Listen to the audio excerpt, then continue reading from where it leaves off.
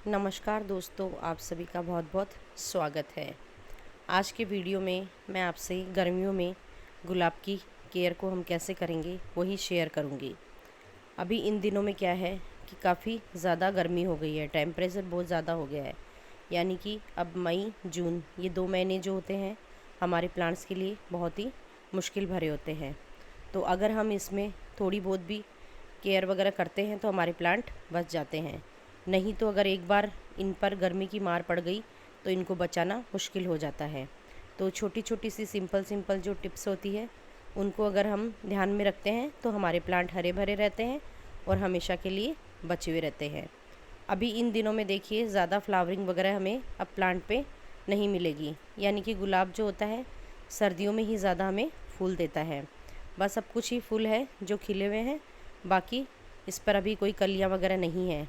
तो सबसे पहले तो यही है कि सूखे हुए फूल जितने भी होते हैं उन्हें हमें कट कर देना है। तो 1 से 2 पत्ती को छोड़ करके इस तरह से इन्हें मैं कट कर लूँगी। और ज़्यादा हमें इस टाइम पे गुलाब की कटिंग नहीं करनी है।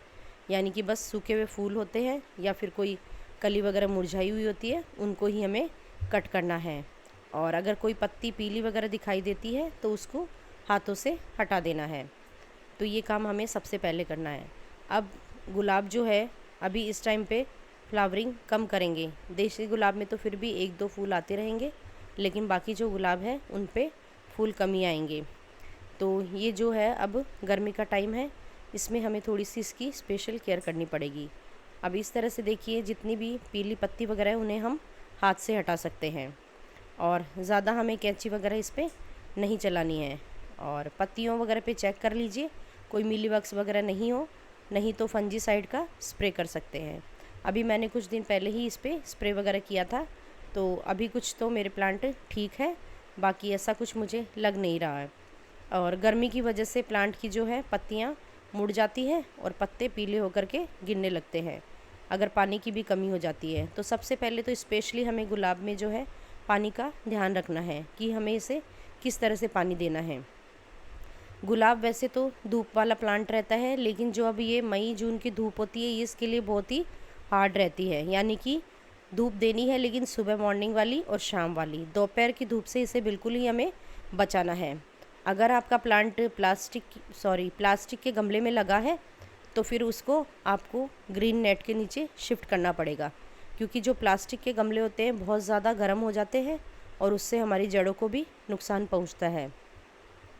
और मिट्टी या सीमेंट का गमला है तो फिर भी जैसे उन्हें प्लांट्स को बिल्कुल पास पास रखिए ताकि एक दूसरे की ठंडक उन्हें मिल सके और एक दूसरे का जो उसमें मॉइस्चर वगैरह है वो प्लांट्स में नमी वगैरह को मेंटेन करके रखता है। और शाम के टाइम पे प्लांट को अच्छी तरह से हमें वॉश करना है, पूरा नहला देना है उसको। और सुबह के टाइम पे स्प्रे कर सकते हैं हम। और हो सके तो कोई जैसे बाल्टी वगैरह भर करके गुलाब के पौधे के आसपास रख दीजिए ताकि पानी जो इवेपोरेट होकर प्लांट्स को मिलता रहेगा। और सुबह शाम दोनों टाइम इसमें पानी देना है हमें। फिर भी अगर मिट्टी सूखती है तो इसमें हम मल्चिंग वगैरह कर सकते हैं, यानी कि ऊपर सूखे हुए पत्तों वगैरह से ढक सकते हैं। तो मैंने फरवरी के मंथ में अपने प्लांट को कंपोस्ट दिया था, फिर उसके बाद से बस मैंने इसमें लिक्विड फर्टिलाइज़र डाला है। तो आज मैं इसमें थोड़ा सा कंपोस्ट भी डालूँगी। अगर कंपोस्ट आप देते हो तो बिल्कुल कम देना है हमें, यानी कि एक गमले के लिए बिल्कुल 1 से 2 चम्मच।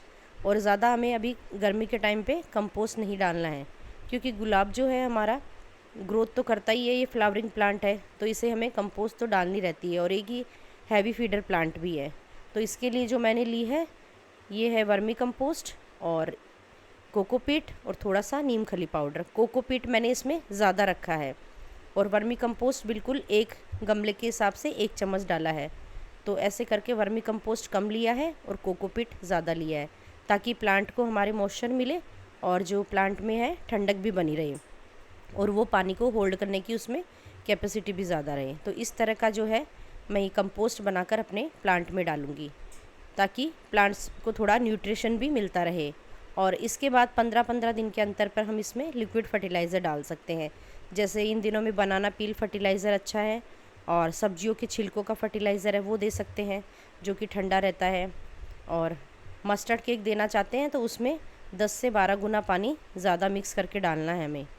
बाकी इसमें और ज़्यादा हार्ड फर्टिलाइज़र नहीं डालना है।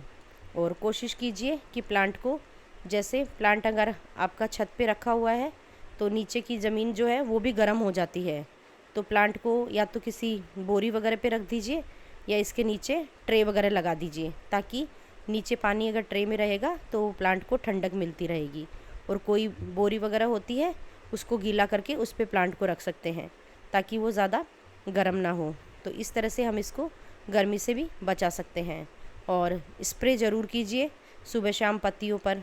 अगर प्लांट को एक बार भी हम सूखा छोड़ देते हैं इसको, तो फिर ये स्ट्रेस में चला जाता है और पत्तियाँ इस पीली करके ये गिराने लगता है। जब एक बार प्लांट की पत्तियाँ जो है ख़राब होने लग जाती है, पानी की कमी से प्लांट अगर झुक जाता है, सूख जाता है, तो फिर उसे रिकवर करना थोड़ा मुश्किल हो जाता है। तो कोशिश कीजिए पानी इसमें आप मॉइस्चर को देखकर इसमें पानी का यूज़ कीजिए, यानी कि मॉइस्चर मेंटेन होना चाहिए। बिल्कुल भी मिट्टी इस टाइम पे सूखनी नहीं चाहिए।